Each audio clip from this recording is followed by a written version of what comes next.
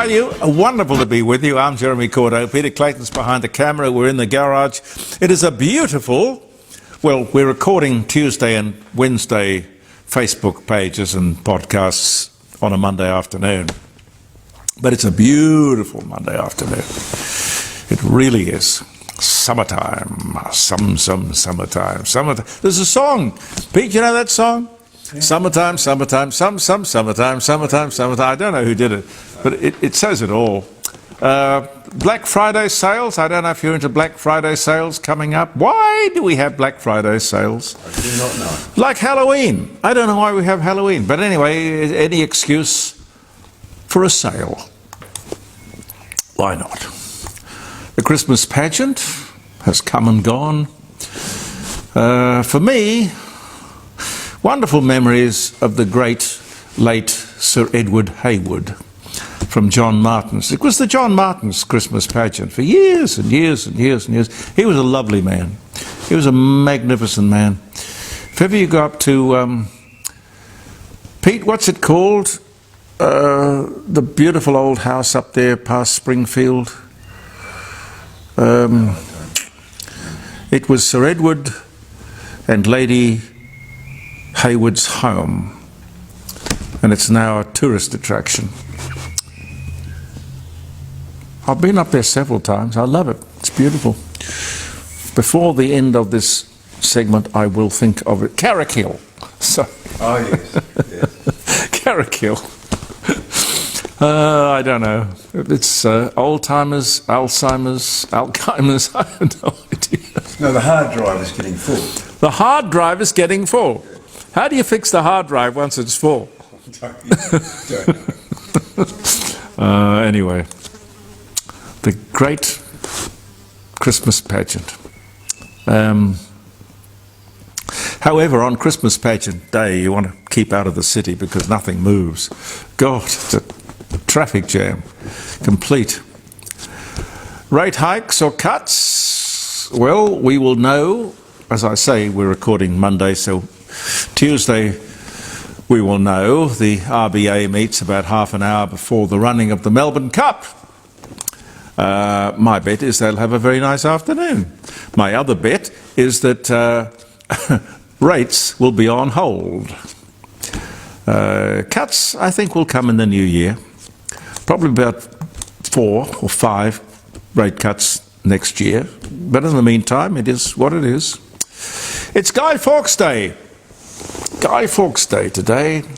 We'll get to the dates and whatnot a little bit later on, but it's the day the Catholics tried to blow up the House of Lords and the King and the government. A revolution to rid England of Protestants. A bit like the French and the Huguenots, the way the French wanted to get rid of the Huguenots, who were the French Protestants. That was back in 1798, something like that. They'd kill you. They'd kill you in France if you weren't a Catholic. What's the point of being a country if you can't protect who you are and what you are? I understand that. I understand all of that. You have to have borders, language, religion, customs. Your major job is don't get taken over. Don't get taken over. Multiculturalism is destroying nationalism all over the place. Everywhere you look, I suppose there are probably 20 million people on the move at any one time, all looking for a better place to be. And who could blame them? But we are all black, white, Christian, Muslim, Catholic, Buddhist, Hindu, whatever. We are entitled to be who we are, where we are. I find it hard to understand the modern world. Listen, we're all tribal. It's our nature. It's in our DNA, I think. if you're not strong or your leadership is corrupt or nuts, you won't make it. You will never see, for example, let me think, you will never see a white Christian woman running Saudi Arabia. You'll never see a Protestant nun elected Pope. A Catholic elected Archbishop of Canterbury. A white man President of South Africa. A Taiwanese running China. But we could see a black woman from Nigeria as Prime Minister of Great Britain. I just don't get the modern world. I really don't get it. As Aboriginals believe, there's nothing wrong with being who you are, where you are, and trying to hang on to what you are. Now, if you don't agree with any of that, I can understand that. 0491 65 68 60 on Friday, around the dining room table, live streaming, jeremycordeaux.com. Brought to you with the best wishes of these lovely people, our sponsors, Elder Fine Art, and the Rising Sun Inn on Bridge Street. Somebody picked me up and said it wasn't Bridge Street, it was Bridge Road. I've never actually noticed. I sort of go there by instinct. No, it's a lovely place. The beautiful Rising Sun Inn. But anyway, ring me up on Friday. 0491 65 68 60. I'll look forward to that. That's Friday. It's starting to look a lot like an election. Not Christmas. An election. Just maybe a little bit earlier than we thought. All this stuff announced in Adelaide just recently to take advantage of the popularity of our Premier, Peter Malinauskas, his star power, they'd be aware of in Canberra. The government says that it will rejig the HECS, or they've renamed it in fact as well, HELP, H-E-L-P, the HECS or HELP arrangements if they are re-elected. Now, Paul Keating brought in this HECS scheme in the name of fairness. He argued, why should the taxpayer pay for people to access a higher standard of living? This is why, this is not his words, this is my memory of the day, I never went to university. I never could afford it. I left school and went to help support my mother. It wasn't an option for me. But I know from people I knew at the time who worked their way through university. They drove a cab, they worked in a restaurant, they worked on the docks, they did all sorts of stuff to work their way through university and a better way of life. Is it fair to ask ordinary people like us to pay for someone to make it to the big end of town? No. No, I don't think so. These changes being offered by Anthony Albanese are, he sees it, and I guess his advisors do as well, a vote winner. Oh, they'll love this. Keep in mind, it's only if he wins the election, and it won't be implemented for more than a year, if he does win the election. It's going to cost the taxpayer, not him, the taxpayer, $16 billion. Not exactly sure what it's going to achieve, but I know what it's going to cost. $16 billion. So the Prime Minister thinks this will help him to win the election. It'll benefit him. And guess what? We're going to pay for it. Well, I won't be voting for that. It has to come back to individual responsibility. taking money from people who never went to university and giving it to people who did. I don't think that's very clever. I don't think it's very clever politics. In fact, I'd go so far as to say it's stupid.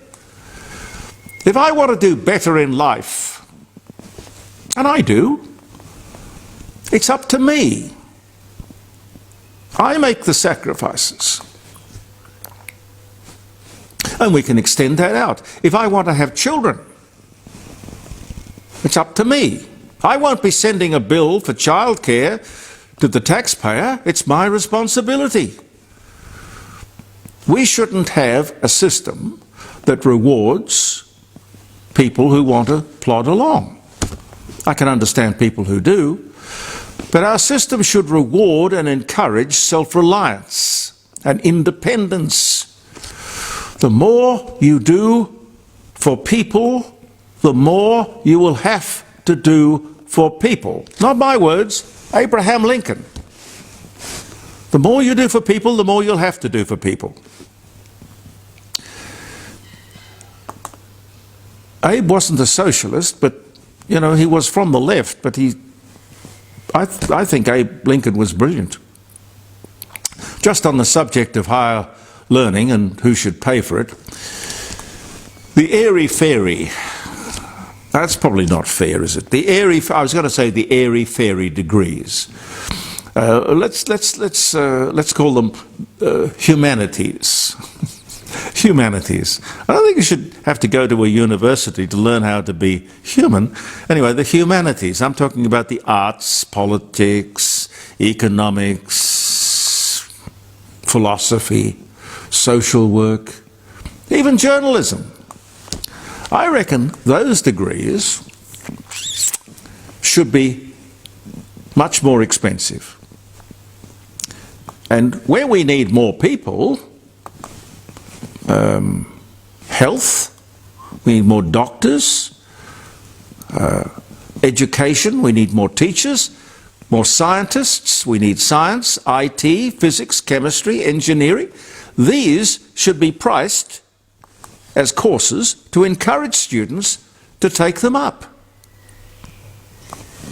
Reward and incentive, very important. And call it what you like, help or HECS. Whatever the individual's debt happens to be, it should be interest-free. It's not. The government just sort of sits there and keeps jacking it up. Should be interest-free. Another thing, because of inflation, this government has added considerably to the size of these debts. But of course you will never hear them admit that. The cost of university degrees went up considerably a few years ago. Not sure what the year was. I just want to point out, in case you haven't noticed, whenever and wherever the government gets involved to make things easier or cheaper, the end result is that the prices go up. Health, Medicare, Medibank originally, universal free healthcare. A green light for an explosion in the cost of healthcare. Childcare. Doesn't matter how much money the government puts into childcare, the fees will go up accordingly. Education, same thing. Oh, electricity, that's the big one. We're going to make electricity cheaper. Oh my God. The providers of all of these, the providers say, wacko! We'll now charge what we like because no one is paying. The government will cough up because they'll say, it won't cost us. Anyway, it makes us look good. We're looking after people. It looks good for the government to be throwing money around to help people. It doesn't help. When you hear somebody say, ladies and gentlemen, I am from the government and I'm here to help you, run a mile. Lifeline had a bit of a record the other day. Lifeline is the largest crisis support service in Australia. I didn't know that until I saw the story. They employ a lot of people, they do a lot of good. Well, they just passed a milestone. Well, perhaps not a milestone. They broke a record. It was, in fact, on the 7th of October, just this past October, the 7th of October, 4,405 calls for help or advice in a single day. 4,405 calls. Never in their long history have they had such a demand on their counselling services. People asking for help. Most of that, I think, would be, I can't say for sure, but I would say it would be engendered because of financial trouble, one way or the other. And that is something that one could argue could be laid at the door of government. How much time have we got, Pete? A few minutes. Okay. Qantas has been revealed as the outfit that gets the most lucrative of all of the government travel business. 90%. That's ridiculous. 90% of all government business, travel business, goes to Qantas. The rule, as I always thought it was the cheapest available fare. Everyone had to get or seek the cheapest available fare. Rules, of course, only work when people obey them and apply them. Well, according to the Sydney Morning Herald, Qantas flights taken by the political class and I'm talking tens of millions of dollars, more expensive than their competition, that's Virgin, and are they angry about all of that? These people, the public servants in other words, are not looking for the cheapest flights as they're supposed to. Now what does that tell you about the public service and the political class? The government is out of touch. That's what it tells me. Out of touch. This deal with Qantas is costing $250 million a year for politicians, advisors, staffers, and we mustn't forget the public servants. They don't care. That's how we feel. They don't care. It's only public money. The Libs would be on a winner if they promised a new deal. Gee whiz, they'd be on a deal. A new deal. New respect for the taxpayer. A promise to review all of the largesse, the excesses. The governments look at us, aren't we doing a great job?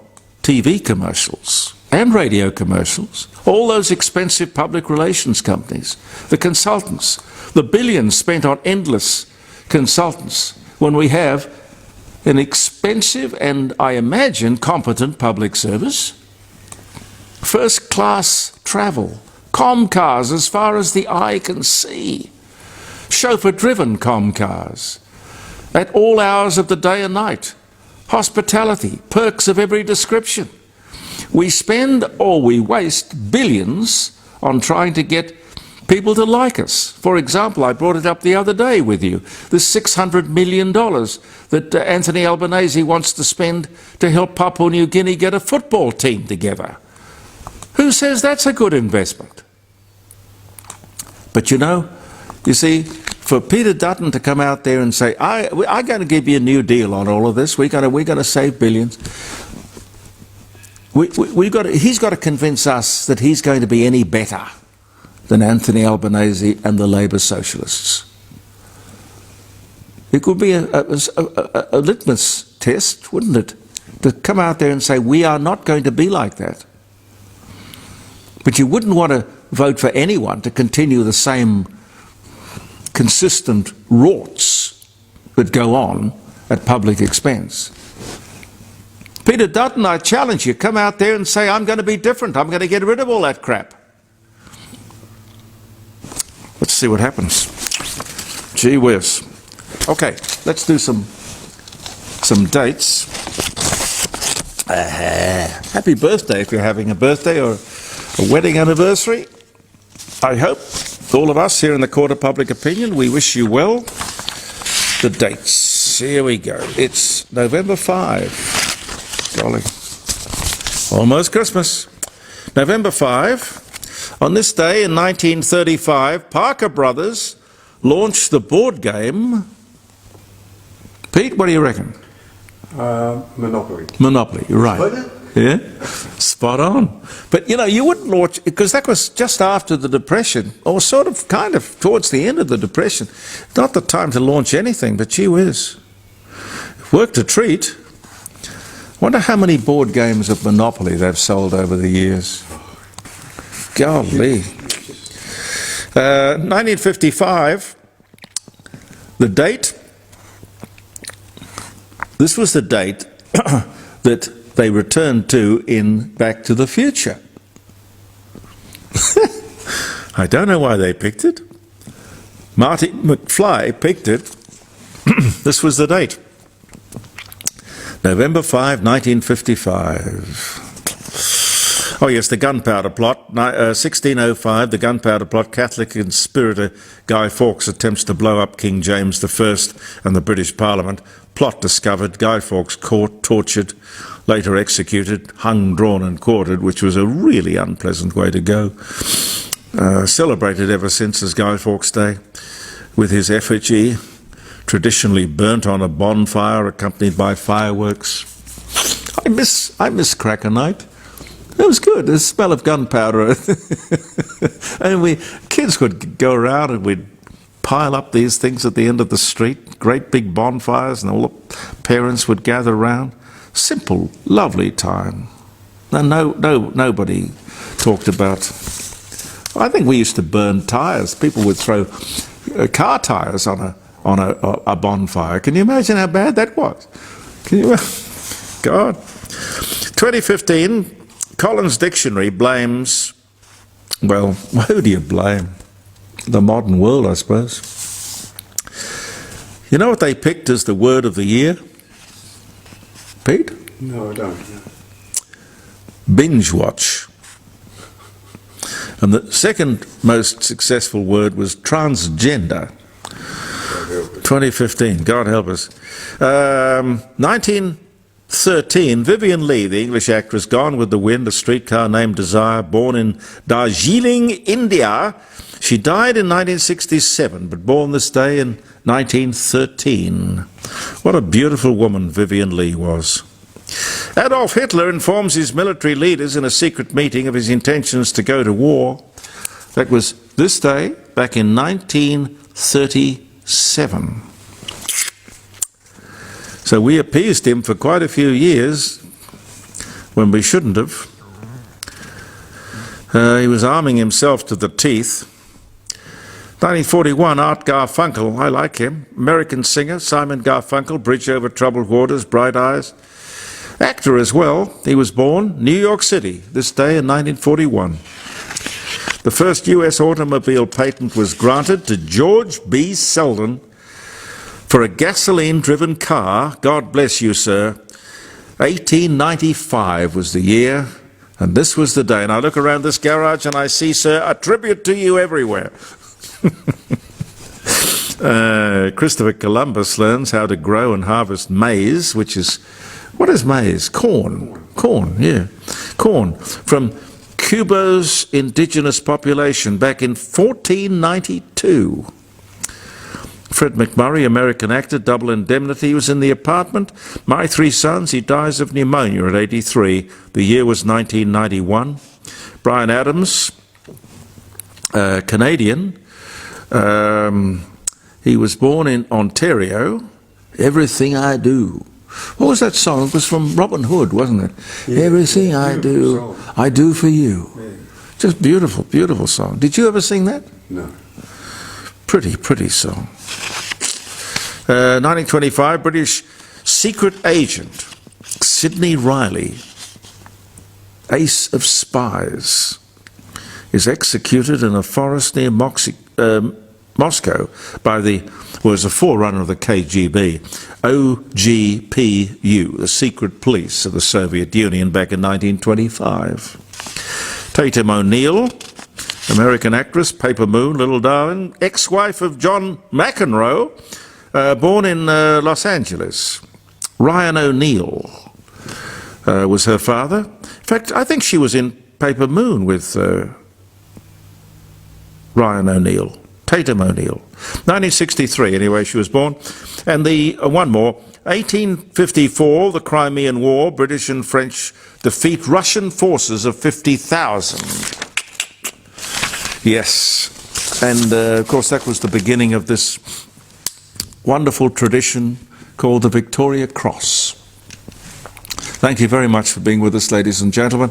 I'm Jeremy Cordeaux. Peter Clayton and I will be back tomorrow here in the garage in the Court of Public Opinion. And don't forget, Friday, around the dining room table, jeremycordeaux.com, live streaming, 3 hours of interesting, different sort of radio.